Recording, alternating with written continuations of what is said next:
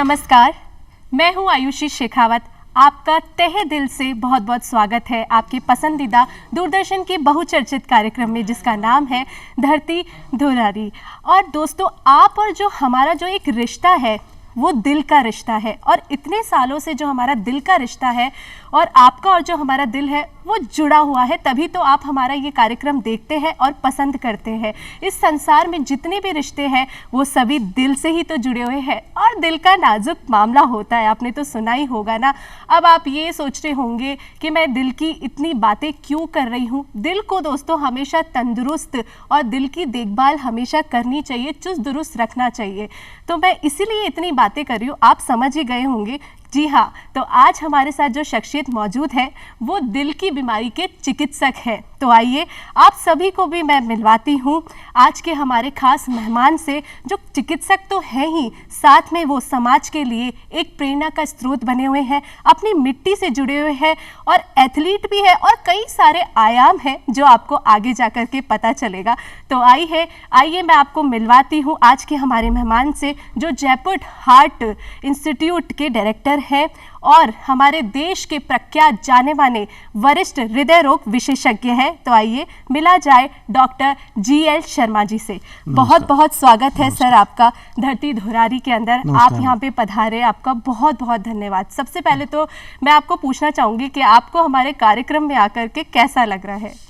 ये कार्यक्रम दूरदर्शन के माध्यम से जो प्रसारित होता है धरती धुरारी, बहुत ही सुपर्ब कार्यक्रम है, बहुत ही अच्छा कार्यक्रम है। मैं समझता हूँ कि इसकी विजिबिलिटी बहुत ही अच्छी है और लोगों को काफ़ी इंस्पिरेशन मिलता है। यहाँ पे जो अलग अलग शख्सियत आती है उसके माध्यम से दूरदर्शन बहुत ही अच्छा काम कर रहा है। जी जी, बिल्कुल सही। और सर, आप हृदय रोग विशेषज्ञ हैं, तो एक दिल भी है जो हमारे दूरदर्शन से आपका जुड़ा हुआ है और लगाव है आपका दूरदर्शन, इसलिए आप यहाँ पधारे हैं। आप तो धन्यवाद आपका। मैं एज आप कार्डियोलॉजिस्ट है, तो मैं आपसे जानना चाहूँगी कि आपकी सुबह की शुरुआत कैसी होती है, क्योंकि आपको अपने आप को भी बहुत फिट रखना पड़ता होगा। तो मैं यही जानना चाहूँगी कि एक कार्डियोलॉजिस्ट की जो शुरुआत है मॉर्निंग की, वो कैसे होती है? आपने शुरू में ही मेरा पसंदीदा सवाल पूछ लिया, उसके लिए बहुत बहुत धन्यवाद। जी जी जी। मैं शाम को 10:30 पौने 11 बजे सोता हूँ और सुबह नियमित रूप से 5 बजे उठ जाता हूँ जी। 5 बजे उठ के सबसे पहले मैं पौने 6 बजे सेंट्रल पार्क पहुँचता हूँ, और वहाँ पे 5-5.5 किलोमीटर का जो रन होता है जी, उसको हम 4-5 दोस्त हैं वो मिलके पूरा करते हैं जी। और वहाँ की जो मॉर्निंग होती है, आजकल तो इतनी भीनी वहाँ पे सर्दी भी हो गई है, और जो गपशप होती है और एक्सरसाइज होती है, व्यायाम होती है, मॉर्निंग टॉक होती है, वो बहुत ही काबिल तारीफ है। जो जयपुर का सेंट्रल पार्क है जी। मैं विदेशों में भी रहा हूँ, लेकिन ऐसी जगह आपको नहीं मिलेगी। और मेरे को सुबह सुबह जो एनर्जी मिलती है, जो ऑक्सीजन मिलती है, जो प्रेरणा मिलती है, सेंट्रल पार्क मेरी एक लाइफ का अभिन्न अंग हो गया, मेरे दिनचर्या का अभिन्न अंग होता है। तो सुबह सुबह मैं 6 बजे से लेकर 7:15 तक सेंट्रल पार्क में रहता हूँ। वहाँ पे जॉगिंग करता हूँ और कुछ हल्की फुल्की एक्सरसाइज करता हूँ और योग भी कर लेता हूँ वहाँ पे कभी कभार। बाकी फ्रेंड्स लोग होते हैं वहाँ पे, जो लोग आपसे मन की बात करते हैं, जो अच्छी बात करते हैं, उनके साथ में घूमने का कुछ अलग ही मजा है। जी बिल्कुल सही कहा आपने। और जैसा कि अभी आपने कहा कि आपको हमारे जो है राजस्थान में जयपुर का सेंटर पार्क अच्छा लगता है, तो आपकी बातों से मुझे पता चलता है कि आप ज़मीन से जुड़े हुए हैं, डाउन टू अर्थ है। डाउन टू अर्थ ही नहीं, आप ग्राउंड टू अर्थ है, और अपनी मिट्टी से जुड़े हुए हैं। आपने भीनी भीनी मिट्टी की और भीनी भीनी जो है सर्दियों की अभी बात कही है, तो मैं जानना चाहूँगी आपके उस सफ़र के बारे में जहाँ से आप जुड़े हुए हैं, जहाँ आपका बचपन, आप कहाँ पले बड़े, और उस सफ़र के बारे में बताइए कि आप कहाँ से हैं, आपका गांव, आपका शहर। मेरा जन्म टोंक जिले की मालपुरा तहसील में एक छोटा सा गांव है जी, सोडा ग्राम है। वहाँ पे देव उठनी एकादशी को जी 1966 में हुआ था मेरा जन्म।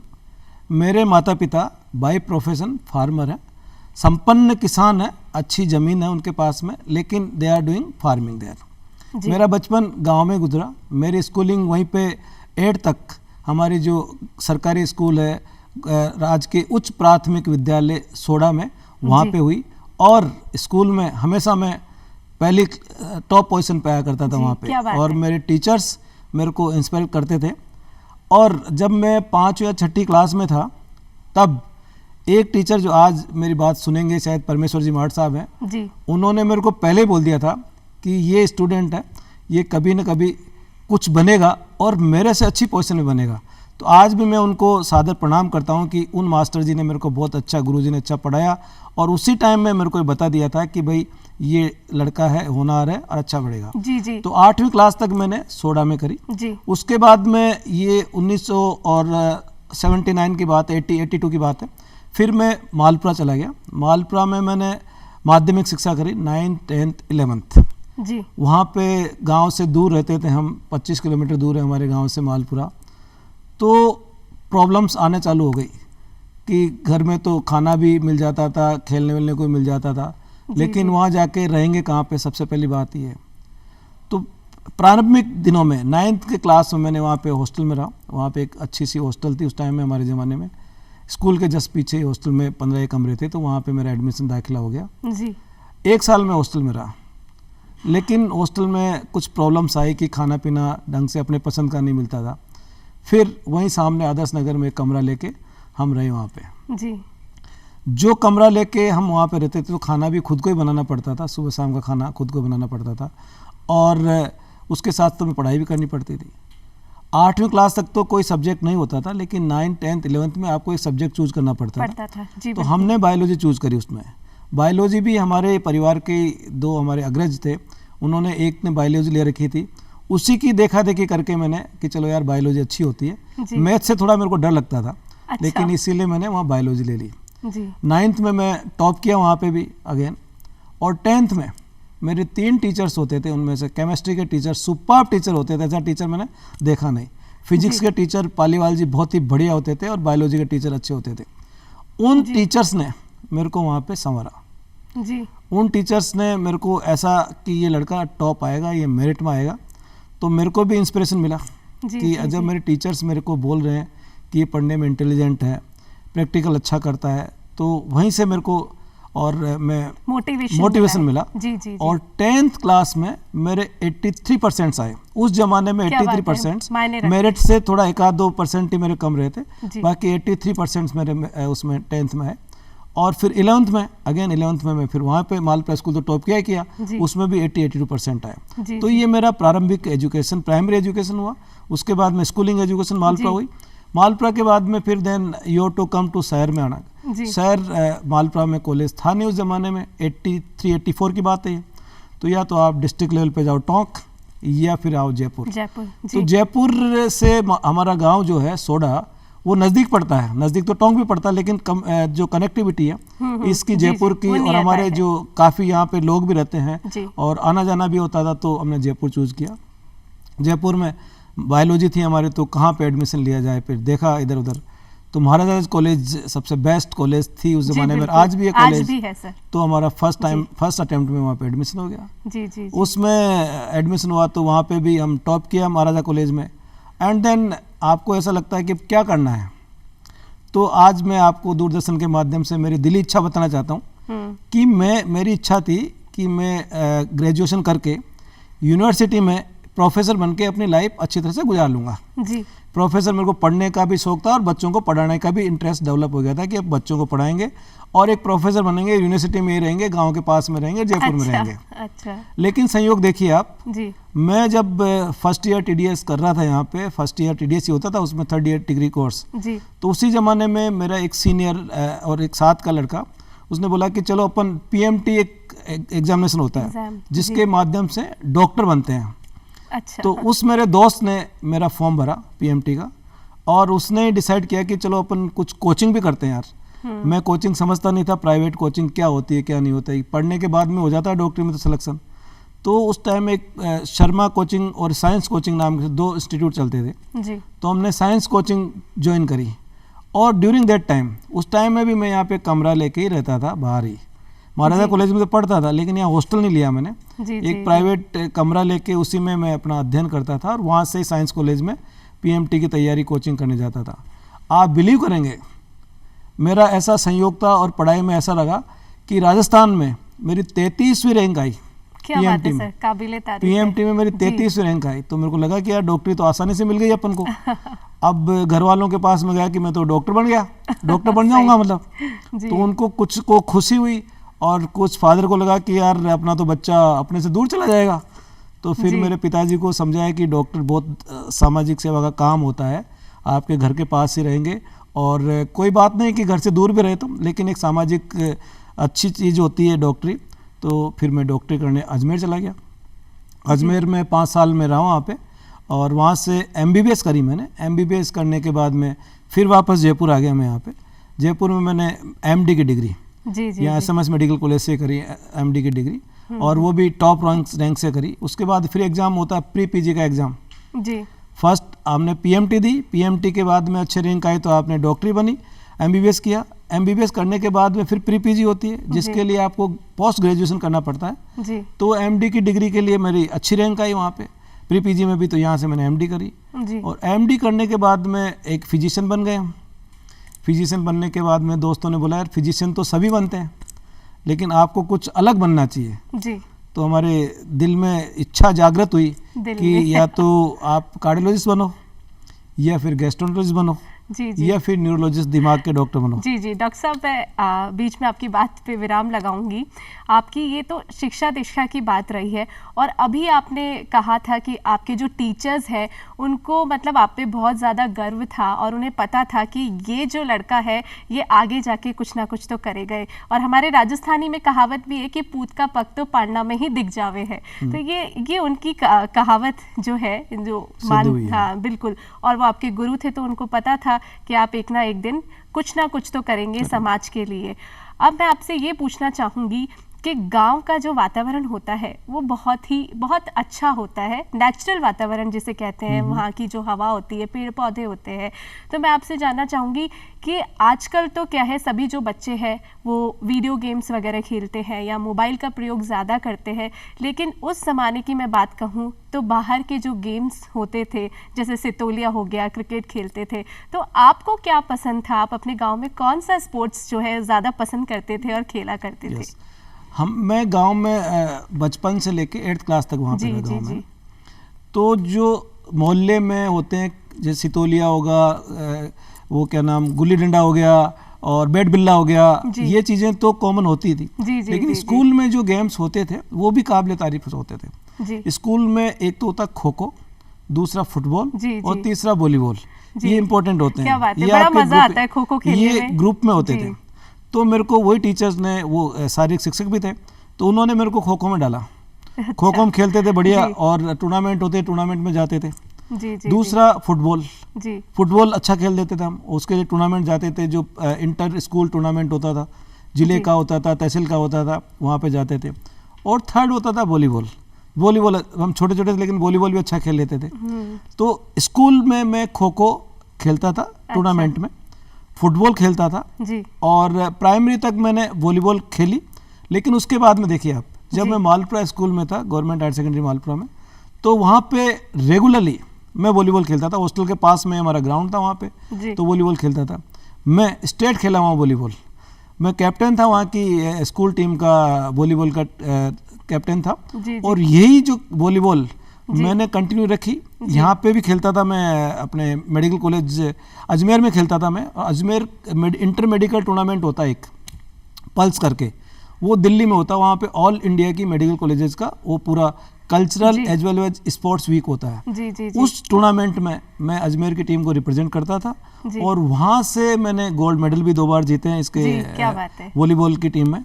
और फिर वॉलीबॉल के बाद में एक इंसिडेंस मैं आपको और सुनाता हूँ मेरी जी, जी, लाइफ का। ज़रूर। क्योंकि बचपन में हम गांव में बहुत बड़ा तालाब था वहाँ पे, तो गर्मियों में जब स्कूल की छुट्टी हो जाती थी जी तो तालाब में तैरने चले जाते थे। नेचुरली गांव के आदमियों को सबको तैरना आ जाता है। हाँ जी बिल्कुल। हमारे कोई शिक्षक और टीचर नहीं नहीं होते थे होते तैराकी हैं। सिखाने के लिए। जी, जी, जैसा कि expert आज होते हैं वहाँ तो। आज बच्चों को स्विमिंग पूल में जाते हैं वहाँ पे तैराकी शिक्षक, तो अपने जी। तो वैसे ही तालाब था, तालाब में सीख जाते थे। जी क्या हुआ, दिल्ली में अजमेर मेडिकल कॉलेज की टीम में स्विमिंग के लिए पार्टिसिपेट करना था उनको। जी इंडिविजुअल तो 3 अच्छे स्विमर थे, जी। तो उन्होंने इंडिविजुअल तो सब कुछ कर लिया। जी अब उनको मेडले करना था जिसमें 4 स्विमर की ज़रूरत होती है। 4 स्विमर की ज़रूरत है, तो मैं वॉलीबॉल टीम में गया था। जी तो उन्होंने ढूंढना चालू किया, भाई कोई जिसको तैरना आता वो बताओ। जी तो मैंने बोला यार मेरे को तैरना आता, अच्छा तैरना आता, तुम यहाँ से 1 किलोमीटर तैरवा लो, लेकिन स्पीडली नहीं तैरूंगा, और जो तुम सिस्टमेटिक बटरफ्लाई, ब्रॉड स्ट्रोक और ये बोलो, जी, ये नहीं जी, आता जी, मेरे को। अच्छा। मैं तैराकी अच्छी कर लूँगा। तो तो उन्होंने मेरे को, हमारे पीटीआई जो साथ गए थे, उन्होंने मेरे को चूज कर लिया और उन्होंने मेरे को, जो मेडले टीम थी, 4 की टीम थी, उसमें से मेरे को कि तेरे को 2 लेंथ लगानी है, तो हमने 2 इवेंट में पार्टिसिपेट किया वहाँ पे, और दोनों में, एक में गोल्ड और एक में सिल्वर मेडल। तो वहाँ से फिर मैं सिस्टमेटिकली स्विमिंग चालू कर दी। ये स्विमिंग मेरी, जब मैं बाहर विदेश में भी था और बॉम्बे में भी था, तब से चालू है मेरी स्विमिंग। सिस्टमेटिकली नहीं है, लेकिन आई लाइक स्विमिंग आल्सो। जी जी जी। तो मैं आपसे यही जानना चाहूँगी कि आप बहुत अच्छे स्विमर भी हैं, बहुत अच्छे एथलीट हैं, आप साइकिलिंग भी करते हैं, तो आप रनिंग भी करते हैं। तो मैं जानना चाहूँगी, हमारे दर्शक भी जानना चाहेंगे, क्योंकि आप एक चिकित्सक हैं और अगर आप स्वस्थ रहेंगे तभी आप हम सभी को भी स्वस्थ रखेंगे। तो इससे क्या कनेक्शन है कि आप लोगों को क्या बताना चाहेंगे कि साइकिलिंग करने से या रनिंग कितनी देर करें, या डेली रूटीन में एक ना एक एक्सरसाइज या एक्टिविटी ऐसी ज़रूर करें जो आपके हार्ट के लिए बहुत अच्छी होती है, वो जानना चाहेंगे हम आपसे। तो ये इवेंट ही मैं बता रहा था आपको, और मैं विदेश में रह के आया तो वहाँ पे भी मैंने स्विमिंग चालू रखी, फिर कुछ टेनिस खेलने लग गया। वापस आके जब मैंने यहाँ पे ज्वाइन किया जयपुर में एज ए कंसल्टेंट, तो then I started somehow cycling. एक हमारा ग्रुप है यहाँ पे, राजस्थान रोड राइडर्स करके, उसमें हम 200-250 मेंबर्स हैं और रेगुलर साइकिलिंग वाले थे। तो उन लोगों ने, मेरे एक साथी हैं, उनका नाम भी मैं लेना चाहूँगा, ब्रिजेंद्र सिंह जी, बिल्कुल। वो 100 किलोमीटर पर एवरीडे साइकिलिंग करते हैं। अच्छा। तो उनसे मैं इंस्पायर हुआ कि यार जब ये लोग साइकिलिंग कर सकते हैं तो मेरे को भी करना चाहिए। तो मैंने उनके ग्रुप को ज्वाइन किया और अभी भी मैं उस ग्रुप का पैटर्न हूँ, सहन रख सकूँ। तो साइकिलिंग तब से चालू हुई मेरी। और हम यहाँ पे नेशनल टूर्नामेंट करवा चुके साइकिलिंग का, स्टेट टूर्नामेंट करवा चुके। स्टेट टूर्नामेंट का मैं प्रेसिडेंट था और नेशनल टूर्नामेंट का भी मैं प्रेसिडेंट था। तो जो साइकिलिंग होती है उसका मेरे को वहाँ से लगा मोटिवेशन, इस राजस्थान रोड राइडर से मिला। एंड लास्ट पार्लियामेंट इलेक्शन में जब 2019 में हो रहा था इलेक्शन पार्लियामेंट का, तो मैंने डिसाइड किया कि मेरा वोट, यूजुअली यहाँ पे होता है जयपुर में, मैंने मेरे वोट को यहाँ से इंटेंशनली चेंज किया जी। मेरे गांव में डलवाया मेरा वोट। अच्छा। मैंने नई साइकिल खरीदी। अरे और मेरे को ऐसा लगा कि मेरे को पब्लिक को एक मैसेज देना चाहिए, डेमोक्रेसी को, कार्डियोलॉजिस्ट को, हृदय रोग विशेषज्ञ को और अपनी हेल्थ को जोड़ के ऐसा मैसेज देना चाहिए कि मैं साइकिल से यहाँ जयपुर से मेरे गांव जो 80 किलोमीटर दूर है सोडा, वहाँ वोट डाल के आऊँ। तो उस दिन 28 या 29 अप्रैल को था शायद वो इलेक्शन।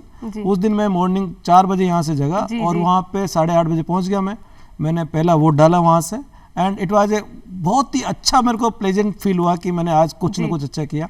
तो इस वे में मैंने डेमोक्रेसी को, एक हृदय रोग विशेषज्ञ को और हेल्थ को भी जोड़ के एक मैसेज देने की कोशिश करी। और उसके लिए मेरे को जगह जगह पे सम्मान भी मिला और पार्लियामेंट में मेरे को सम्मानित किया गया उसके लिए। तो cycling, swimming, running, walking, they are very good for health. मैं तो हार्ट रोग स्पेशलिस्ट हूँ, तो मैं आपके दर्शकों को, दूरदर्शन के दर्शकों को यही मैसेज देना चाहता हूँ कि आप कुछ भी हो, लेकिन 1 घंटा अपने लिए ज़रूर निकालें। चाहे आप वॉक करें, चाहे साइकिलिंग करें, चाहे स्विमिंग करें, चाहे कोई भी स्पोर्ट्स आप करते हो, लेकिन इट इज़ मस्ट। हम हृदय रोग विशेषज्ञ हमारे पेशेंट्स को यही बोलते हैं कि हफ्ते में 30 से 40 मिनट 3 से 4 टाइम्स अगर आप करते हो तो आपको हार्ट की समस्या कम होती है as compare to normal peoples. जी जी, बहुत ही आपने, हमारे जो दर्शक हैं वो इस बात पे ज़रूर अमल करेंगे और ये बात ज़रूर मानेंगे कि इस कंफर्ट जोन को छोड़ करके और अपना बिजी शेड्यूल, आजकल हर कोई व्यक्ति जो है वो भागा जा रहा है, दौड़ा जा रहा है, लेकिन वो एक्सरसाइज में नहीं काउंट होता है, क्योंकि एक्सरसाइज के लिए हमें अलग से समय निकालना पड़ता है। मुझे तो ऐसा लग रहा है कि आप अपने वोट गाँव जो है साइकिल से गए थे, तो क्या आप यहाँ दूरदर्शन भी साइकिल से आए? मुझे ऐसा ही लग रहा है, बिल्कुल फिट लग रहे हैं आप। अब हम आगे बढ़ते हैं, आपकी और भी आयाम है उन पे हम बात करते हैं। हम आपके सामाजिक सरोकार की बात करते हैं कि आपने हमारे समाज के लिए भी काफ़ी सारे कार्य किए हैं आपने, तो उसके बारे में हम आपकी ही ज़ुबान से जानना चाहेंगे। मैं जब से एक कार्डियोलॉजिस्ट बना हूँ तब से मेरे दिमाग में मेरा गांव रहता है, मेरी तहसील रहती है, मेरा ज़िला रहता है। तो इनिशियली 2003-2004 में हमने टोंक ज़िले को डिजीज़ फ्री बनाने का हमने एक ऐसा प्रोग्राम बनाया और उसके माध्यम से हमने हर तहसील में, हर गांव में, मालपुरा में, सोडा में हमने कैंप चालू किए वहाँ पे। जी जी। तो कभी टोंक में करते थे, कभी निवाई में करते थे, कभी डिग्गी में किया हमने, कभी मालपुरा में किया। और वहाँ की जो पब्लिक है उसको हमने हार्ट के लिए नहीं, पूरी बॉडी के लिए अवेयर किया कि अगर आप स्वस्थ हैं तो आप सब कुछ कर सकते हैं।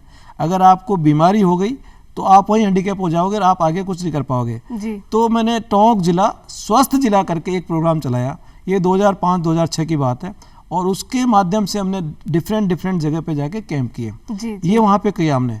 उसके बाद में वर्ल्ड हार्ट डे होता है एक, जी। विश्व हृदय दिवस। पहले ये 27-29 सितंबर को मनाया जाता था, 4th संडे ऑफ सितंबर मनाया जाता था। नाउ डे जिसको फिक्स कर दिया 29 सितंबर। तो उस सितंबर को, उस विश्व हृदय दिवस को मैं यहाँ जयपुर में डिफरेंट प्लेसेस में एक बहुत ही बड़ा कैंप करते थे हम यहाँ पे, और इसमें निशुल्क, आप बिलीव नहीं करेंगे, निशुल्क उस जमाने में 2011, 12, 13, 14, 15, 16, 17 निशुल्क एंजियोग्राफी और एंजियोप्लास्टी, जो 1.5 लाख रुपए का इलाज होता है, निशुल्क एंजियोप्लास्टी तक हम करते थे। और मैं धन्यवाद देना चाहता हूँ मोती डोंगरी गणेश मंदिर ट्रस्ट को। उनके माध्यम से हम निशुल्क एंजियोग्राफी करते थे, निशुल्क एंजियोप्लास्टी करते थे, गरीबों की करते थे काफ़ी। और उसमें जो आनंद आता था, कभी हम विद्याधर कर दिए, कभी यहाँ पे आदर्श नगर कर दिया, कभी मानसरोवर कर लिया, कभी झोटवाड़ा की साइड में कैंप कर लिया। हमने करीब 10 या 15 कैंप लगाए, और उसमें इतने लोग, इतने रोगी लाभान्वित हुए कि आप कल्पना नहीं कर सकते कितने लोगों को उसमें से फ़ायदा मिला। तो ये कैंप करते थे। फिर क्या हुआ कि मेरी माताजी, जो मेरे एक प्रेरणा स्रोत भी है, वही मेरे डॉक्टर बनने में काफ़ी हेल्प करती थी, क्योंकि मेरे पिताजी तो आपको बताया कि वो नहीं चाहते थे कि मैं घर से दूर जाऊं, वो चाहते थे कि यहीं पे प्रोफेसर बन जाए या टीचर बन जाए और बच्चों को पढ़ाए। लेकिन मेरी माताजी मेरे को पुश करती थी। उनका स्वर्गवास 3 साल पहले हुआ, और उनकी पुण्य स्मृति में हम हर साल ब्लड डोनेशन कैंप और चिकित्सा शिविर करते हैं, जो वहाँ पे सोडा में करते हैं या मालपुरा में करते हैं। कंटिन्यूसली 3 साल से कर रहे हैं, जिसके माध्यम से काफ़ी रोगी लाभान्वित होते हैं। और वहाँ पे करीब 150, 200, 250 यूनिट ब्लड का इकट्ठा होता है, जो यहाँ पे डिफरेंट वेरियस ब्लड बैंक्स होते हैं, उनमें डिपॉजिट होता है। ये काफ़ी सोशल जो सर्विसेज है वो मैं करता रहता हूँ। इससे हमको अच्छा लगता है और इसमें मानव की सेवा भी होती है। जी, बहुत ही अच्छी बात कही आपने। तो डॉक्टर साहब, आपसे जो हमारे दर्शक हैं वो इंस्पायर भी हो रहे हैं, और आपके जो आगे आने वाले जो कैंप हैं उनसे भी हमारे दर्शक जुड़ना चाहेंगे हमारे इस कार्यक्रम के माध्यम से। आप इतने सामाजिक कार्य करते हैं, इतना बिजी शेड्यूल होता है, तो हम आपसे जानना चाहेंगे आपकी फैमिली के बारे में। ऐसे कहते हैं, एक कहावत है कि जो दिल का रास्ता जो होता है ना, वो पेट से होकर के जाता है। तो हम मैम के बारे में जानना चाहेंगे कि ऐसे क्या वो आपको स्वादिष्ट पकवान बना के खिलाती है जो आपके दिल तक भी जाते हैं और दिल के लिए भी अच्छे होते हैं। हमारी परिवार में मेरे माता पिता, माताजी का स्वर्गवास 3 साल पहले हो गया।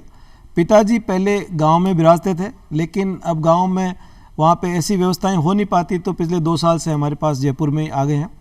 और मेरे एक सन है और एक डॉटर है। सन कार्डियोलॉजिस्ट बन गया है और वो अमेरिका में भी ट्रेनिंग कर रहा है। जी। डॉटर अभी RUHS में उसकी मेडिकल ग्रेजुएशन कर रही है। जी। श्रीमती जी हाउस वाइफ है जी। और उसी के पीछे हमारा परिवार चलता है जी।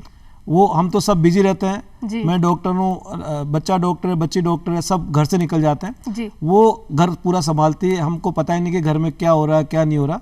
तो वो सारा क्रेडिट एक गृहिणी को जाता है कि पूरे परिवार को जोड़ के रखती है। कोई भी काम होता है सब उसी से पूछते हैं। जी। डॉक्टर साहब, अब हमारे जो दर्शक है वो और मैं खुद भी आपसे जानना चाहूँगी कि आजकल का जो जीवन शैली है, जो दिनचर्या है, वो बहुत भागा दौड़ी वाला हो गया है। तो ऐसे में हम लोग देखते हैं कि फास्ट फूड का ज़्यादा उपयोग हम सभी करते हैं, और हम ये भी संकोच करते हैं, कई बार देखते हैं कि कौन सा ऑयल खाना चाहिए, कौन सा ऑयल नहीं खाना चाहिए। और ऐसा क्या है कि हमारा जो दिल है, जो हमारा हार्ट है, वो एकदम स्वस्थ रहे? किस तरह का खान पान हमें लेना चाहिए जिससे हमारा हार्ट है एकदम स्वस्थ, तंदुरुस्त, चुस्त दुरुस्त रहे? देखो, हृदय रोग विशेषज्ञ होने के नाते मैं आम आदमी को यही मैसेज देना चाहता हूँ, यही बताना चाहता हूँ कि आप अपने हृदय की जो बीमारियाँ होती है उससे बचने के लिए, अपने आप को स्वस्थ रखने के लिए अपनी जीवन शैली में कुछ परिवर्तन करना चाहिए। जी सबसे इम्पोर्टेंट है लाइफस्टाइल मॉडिफिकेशन में पहला काम होता है एक्सरसाइज वगैरह का, जो अपन डिस्कस कर चुके। जी जी दूसरा खान पान का, जो आपने पूछा खान पान का। जी खान पान में क्या होता है कि जो फैट कंटेनिंग फूड्स होते हैं जिसमें ज़्यादा ऑयल होता है, उनसे आपको दूर रहना चाहिए। जी जंक फूड, नाम मैं नहीं ले सकता, बहुत सारे जंक फूड्स हैं, जी, जी, उनको मैं तो सेवन करता ही नहीं बिल्कुल जी। ही। बाकी मैं आपके दर्शकों को भी ये बोलना चाहता हूँ, जंक फूड से अवॉइड करें। ऑयल, जो सबसे बेस्ट ऑयल होता है अपने खेतों में होता है, वो है सरसों का तेल। जी मस्टर्ड ऑयल, कच्ची घानी का तेल, that is the best one for heart as well as पूरी बॉडी के लिए। तो आपको शुद्ध अगर मिल जाता है तो सबसे बढ़िया होता है। अगर वो ऑयल नहीं मिलता तो आपको 3-3 महीने में ऑयल चेंज करके खाना चाहिए। जी जी और बाकी सॉल्ट कम लेना चाहिए। अगर आपको शुगर है, ब्लड डायबिटीज़ है, तो डायबिटीज़ के पेशेंट्स को मीठा वीठा नहीं खाना चाहिए। आजकल मोटा अनाज, जी दैट बिल्कुल इज़ बेस्ट। मिलेट्स जो होते हैं अपने मिलेट्स, जी मैं बचपन में हमको जो खाने को मिलता था, ज्वार खाने को मिलती थी, मकई खाने को, बाजरा सब खाने को जी मिलती जी एक रागी भी होता रागी है। भी होती जी है। जी जब से गेहूं में हमने स्विच ओवर किया है तो ये बीमारियां काफ़ी होने लगी है। अगर आप जितना मोटा खाएंगे अनाज, जी। उतना ही आप स्वस्थ रहेंगे। मैं यही प्रेरित करता हूं कि जो बाजरा, चना और जो भी है आपके रागी वगैरह, उसका सेवन ज़्यादा करें, जंक फूड से अवॉइड करें, और तेल, जो सबसे बढ़िया तेल होता है सरसों का तेल होता जी। है, वो आप खाएं। बिल्कुल आपने देसी ही खान पान की बात कही है कि शहरी जो खान पान आजकल चल गए, फास्ट फूड जैसे जैसे फास्ट चल रहे हैं, वैसे वैसे ही फास्ट बीमारियों भी हमें घेरती है। तो हम बिल्कुल कोशिश करेंगे कि जो हमारे देशी खाना है जो वो हम इंटेक करें। अब हम आपसे जानना चाहेंगे कि कुछ समय पहले हमारा जो पूरा देश है वो कोविड से जूझ रहा था, तो कुछ भ्रांतियाँ ये भी सुनने को मिलती है कि सबसे ज़्यादा जो परसेंटेज है हार्ट अटैक आने का, वो कोविड वैक्सीन से या फिर कोरोना होने से भी हो सकता है। तो मैं आपसे पूछना चाहूंगी इस भ्रांति के बारे में। देखो, कोविड एक रियली बहुत ही महामारी थी जी और उन दिनों को याद करते हुए ऐसा लगता है कि हम बच के, भगवान का धन्यवाद है कि बच के यहाँ तक पहुँच गए, आपके सामने आज साक्षात्कार कर रहे हैं। जी वो दिन ऐसा होता था जब हम हॉस्पिटल में जाते थे, ऐसा लगता है पता नहीं अगले दिन हम आ पाएंगे नहीं आ पाएंगे। जीवन शैली पूरी चेंज हो गई थी उन दिनों में, बिल्कुल। और उसी जीवन शैली को आगे आज तक लेके हम कंटिन्यू कर रहे हैं। उस टाइम में भी हम एक्सरसाइज, योगा, प्राणायाम तो कर ही लेते थे। जी और जो वायरल इन्फेक्शन था वो, उसने पूरी ह्यूमन बॉडी को चेंज कर दिया। जी जो अपना वैक्सीन है, उस वैक्सीन से भी कुछ बॉडी में चेंजेज आए, वो तो वैज्ञानिक रिसर्च का विषय है, उसके बारे में तो मैं नहीं जानना चाहता। लेकिन जो कोविड के बाद में क्लॉट फॉर्मेशन ज़्यादा होने लग गया, वो क्लॉट फॉर्मेशन आपके फेफड़ों में भी हो सकता है, आपके टांगों में भी हो सकता है, आपके ब्रेन में भी हो सकता है, और हार्ट में भी हो सकता है। जी तो जो यंग हार्ट अटैक आ रहे हैं वो कोविड के बाद में ज़्यादा आ रहे हैं। आपका पूछने का मतलब यही है कि यंग पीपल्स जो बैठे में हार्ट अटैक आ जाता है, ये कोविड के बाद में अपनी बॉडी में ऐसा चेंज आया है कि क्लॉट फॉर्मेशन जल्दी हो रहा है, किसी को पता नहीं चल रहा है कि कब क्लॉट फॉर्मेशन हो जाए। तो ये कोविड के बाद में डेफिनेटली यंग हार्ट का इंसिडेंस काफ़ी बढ़ा है। जी जी तो हम ये जानना चाहेंगे कि इसके कारण क्या है और इससे निदान कैसे पाया जा सकता है। कि आजकल जैसे हम देख रहे हैं, सबसे ज़्यादा हम सोशल मीडिया पे भी देख रहे हैं, एक साइलेंट अटैक भी, बैठे बैठे अगर कोई बैठा है इंसान तो वो एकदम से ज़मीन पर गिर पड़ता है।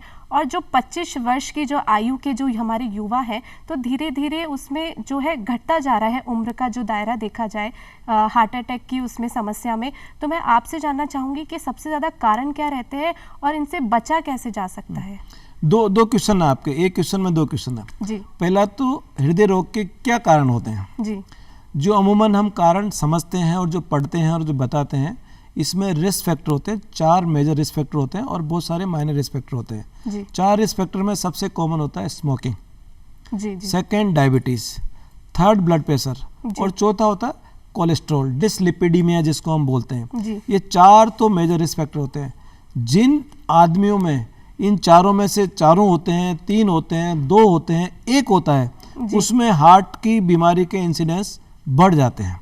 ब्लड प्रेशर, डायबिटीज, कोलेस्ट्रॉल और स्मोकिंग। उसके अलावा बहुत सारे माइनर रिस्क फैक्टर होते हैं, जैसे हेरिडेटरी हो गया, सीडेंटरी लाइफस्टाइल हो गया, आपकी जेनेटिक्स हो गई, और फीमेल्स में थोड़े कम होते हैं, मेल्स में ज़्यादा होते हैं। तो जिनमें ये चीज़ें होती हैं उनमें हृदय रोग के चांसेस ज़्यादा होते हैं। अब दूसरा क्वेश्चन आपका, उसको बाद में जवाब दूंगा, पहले आपने साइलेंट हार्ट अटैक के बारे में पूछा। जी जी साइलेंट हार्ट अटैक वो होता है जिसमें आपको सिम्टम्स का पता नहीं चलता है, आपको हार्ट अटैक आ चुका होता है या आ रहा होता है लेकिन आपको पता ही नहीं चल गया और ऑल ऑफ सडन आपके ऐसा साइड इफेक्ट हो जाए या दुष्परिणाम हो जाए जिससे आपकी ज़िंदगी खतरे में चल जाए, उसको साइलेंट हार्ट अटैक बोलते हैं। साइलेंट हार्ट अटैक डायबिटीज़ वाले पेशेंट्स में ज़्यादा होता है क्योंकि डायबिटीज़ में हमारे पेन की टॉलरेंस थोड़ी बढ़ जाती है, वहाँ न्यूरोपैथी होती है, इसीलिए साइलेंट अटैक उसमें कॉमन होता है। और दूसरा जो आदमी ओल्ड एज में होते हैं और जो बता नहीं पाते हैं, जो नेग्लिजेंट होता है, उनमें साइलेंट हार्ट अटैक मतलब जिसमें चेस्ट पेन होता है, सांस लेने में तकलीफ होती है, पर्सपिरेशन होता है, उल्टियाँ होती है, घबराहट होती है, डायफोरेसिस होती है, उसमें जिनसे सिम्टम्स आते हैं उसको तो सिम्टोमेटिक हार्ट अटैक बोलते हैं। जिसमें सिम्टम्स नहीं आते उसको साइलेंट हार्ट अटैक बोलते हैं। ये तो साइलेंट हार्ट अटैक। और अब आपने दूसरा पूछा कि युवाओं में कैसा होता है, यही पूछा आपने शायद, बचाव के कारण पूछा आपने।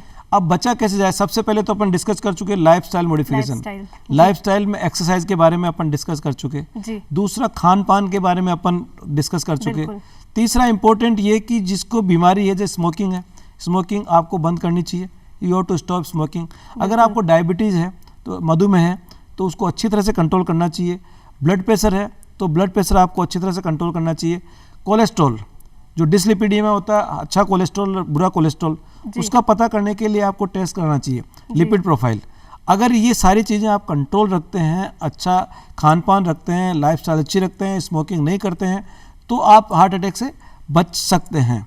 और यही बचने के तरीके होते हैं जो मैंने आपको बताया। जी बिल्कुल। और हमारी जो सरकार है वो भी काफ़ी जागरूक करने के लिए कि इन चीज़ों से दूर रहें, जैसे स्मोकिंग हो गई है और जो शराब है उन सब से दूर रहने के लिए विज्ञापन भी टेलीविज़न के माध्यम से दर्शकों को दिखाती है, रैलियां भी चलाती है, प्रचार प्रसार करती है। तो हमारे दर्शक बिल्कुल ज़रूर समझेंगे, स्वस्थ रहना है तो इन सभी चीज़ों से उनको दूर रहना पड़ेगा।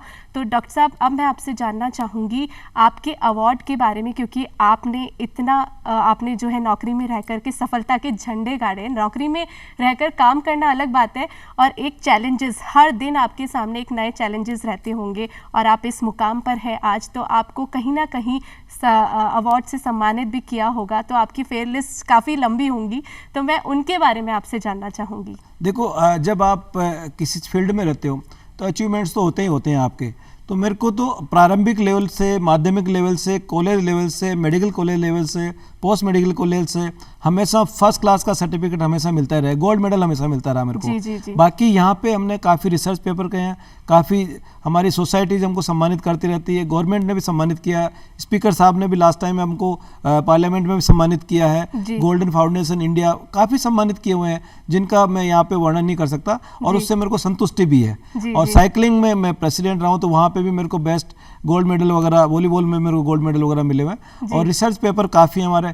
एक चीज़ मैं बताना चाहता हूँ जो मैं आपके दर्शकों के माध्यम से, मेरे को सबसे ज़्यादा संतुष्टि ये है कि मैं फ्रांस में गया था 99 में और 2000 में यहाँ पे आया, तो जो नई टेक्निक है हृदय रोग से ट्रीटमेंट की, ट्रांस रेडियल एंजियोग्राफी और एंजियोप्लास्टी, वो मैं सबसे पहले जयपुर में मैं लेके आया था, नॉर्थ इंडिया में लेके आया था, जो सबसे बड़ा ग्रेट अचीवमेंट मैं अपने आप को मेरे लिए समझता हूँ। जी क्या बात है सर। अब हम आपसे जानना चाहेंगे, ये तो रही आपकी अवार्ड की बात रही, आपके सम्मान की बात रही, हम जानना चाहेंगे कि आपकी विदेश यात्रा भी हुई है, कई सारे आपने सेमिनार्स भी किए हैं, तो हम उसके बारे में आपसे जानना चाहेंगे। यस, मैं मेरी कार्डियोलॉजी की ट्रेनिंग मैं बता रहा था आपको कि मैं एमडी यहाँ से करी एसएमएस मेडिकल कॉलेज से, उसके बाद मैं कार्डियोलॉजी करने के लिए मैं मुंबई चला गया। नायर हॉस्पिटल में मैंने 3 साल का वहाँ पे ट्रेनिंग किया, डीएम कार्डियोलॉजी होती है, 1 साल में हॉस्पिटल हिंदुजा हॉस्पिटल में, और वहाँ से फिर मैंने फेलोशिप करने के लिए फ्रांस पेरिस में चला गया। 1 साल वहाँ पे पेरिस में रहा, और जो नई टेक्निक है जो ट्रांस रेडियल एंजियोग्राफी और एंजियोप्लास्टी मैंने वहाँ से सीखी, और वहाँ से आने के बाद मैं जयपुर में मैं प्राइवेट हॉस्पिटल में 2-3 प्राइवेट हॉस्पिटल में रहा, और यहाँ पे मैंने चालू करी। और उसके बाद आप जब भी नई ट्रेनिंग के लिए जाते हो, अभी भी जाता हूँ विदेश, तो 3-3 महीने में, 4-4 महीने में आपको अपने आप को अपडेट करने के लिए you have to attend the conferences, you have to attend the seminars, जो देश में भी सेमिनार्स होती है और विदेश में भी सेमिनार्स होती है। आज टोटली चेंज हो गया, 2000 की ट्रेनिंग और 2023 की ट्रेनिंग बिल्कुल ही डिफरेंट हो गई अभी। यू हैव टू अपने आप को अपडेट करने के लिए बाहर विदेशों में जाना पड़ता है, आपको कॉन्फ्रेंस भी अटेंड करनी पड़ती है, देश में भी बहुत सारी टेक्नोलॉजीज चेंज होती है तो उनको भी आपको पढ़ना पड़ता है, वहाँ पे भी कॉन्फ्रेंस में जाना पड़ता है आपको। जी जी, बहुत अच्छी बात कही आपने। आपके रिसर्च पेपर के बारे में भी हम लोग जानना मेरे चाहेंगे। काफ़ी रिसर्च पेपर्स हैं जो इंटरनेशनल जर्नल्स में भी पब्लिश हुए हैं, जी। और काफ़ी पेपर्स मैंने भी पढ़े हैं कॉन्फ्रेंसेस में, जी। और अमेरिकन सोसाइटीज़ में, यूरोपियन सोसाइटीज़ में भी पब्लिश हुए हैं।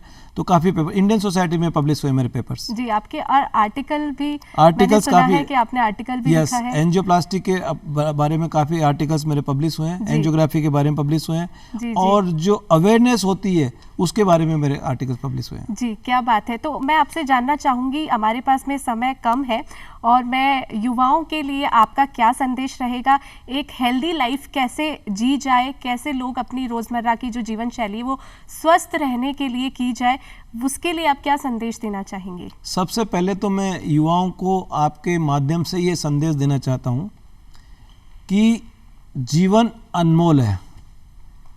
जीवन को आप उसका मूल्य लगा नहीं सकते, और ज़िंदगी केवल एक बार ही मिलती है। तो इस ज़िंदगी में आपको कुछ पाने के लिए मेहनत करना ज़रूरी है, और बिना मेहनत के कोई चीज़ मिलती नहीं है। अगर आप समझते हो कि आपको शॉर्टकट या पैसों से या किसी चीज़ से कोई चीज़ खरीद लेते हो, तो वो मिथ्या है। जब तक आप मेहनत नहीं करोगे, उस चीज़ को पाने में मेहनत के लिए जो मज़ा आता है वो खरीदी हुई चीज़ में मज़ा नहीं आता। आज इस टॉक शो के माध्यम से मैं दूसरा मैसेज ये देना चाहता हूँ कि हम आजकल सोशल मीडिया के और इस मोबाइल के बहुत एडिक्ट हो गए हैं। तो प्लीज़ युवाओं को यही संदेश है कि आप सोशल मीडिया यूज़ करें, अपना मोबाइल यूज़ करें, लेकिन ये दोनों जहर हैं, ये स्लो पॉइजन है। अगर इसमें आप घुसते चले गए तो आप अपना कैरियर बर्बाद कर लोगे, अपनी पढ़ाई बर्बाद कर लोगे, अपना परिवार बर्बाद कर लोगे। तो आप यूज करिए, लेकिन उससे ज़्यादा मेहनत पढ़ाई में, स्पोर्ट्स में, परिवार में लगाइए। आप मोबाइल फ़ोन पे लगे रहते हो 24 घंटे, वो बिल्कुल भी अच्छा नहीं है। उससे आपके मानसिक विकृतियाँ बहुत ज़्यादा होती है, चिड़चिड़ापन आता, नींद कम आती है, अगले दिन आप काम करने के लिए थकावट महसूस करती है। तो यही मेरा संदेश है युवाओं के लिए कि आप मेहनत करिए, जी तोड़ मेहनत करिए। सफलता मेहनत करने से मिलती है, सफलता खरीदने से नहीं मिलती है। जी जी, बहुत बहुत धन्यवाद। नमस्कार। बहुत अच्छा लगा आप हमारे शो में पधारे, आपसे बहुत अच्छी अच्छी बातें जानने को मिली, और हमारे दर्शकों को भी जानने को मिली होगी बातें कि स्वस्थ कैसे रहा जाए। तो ज़रूर आपने हमारी बात दिल से सुनी होगी, तभी ये बात दिल से आपके दिल तक जाएगी। तो बहुत बहुत धन्यवाद। मैं आयुषी शेखावत आपसे विदा लेती हूँ। अगले अंक में फिर से मिलेंगे ऐसे ही प्रेरणा स्रोत बातें लेकर के। नमस्कार।